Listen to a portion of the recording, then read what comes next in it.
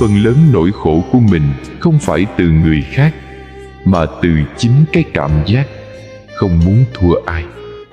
Chỉ cần thấy người ta hơn mình chút thôi, một cảm giác sân hận đã trỗi dậy.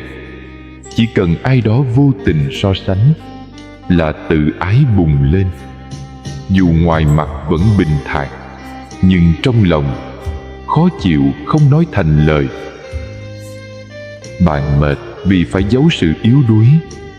Bạn sợ người khác thấy mình không đủ. Và bạn khổ vì lúc nào cũng phải chứng minh điều gì đó.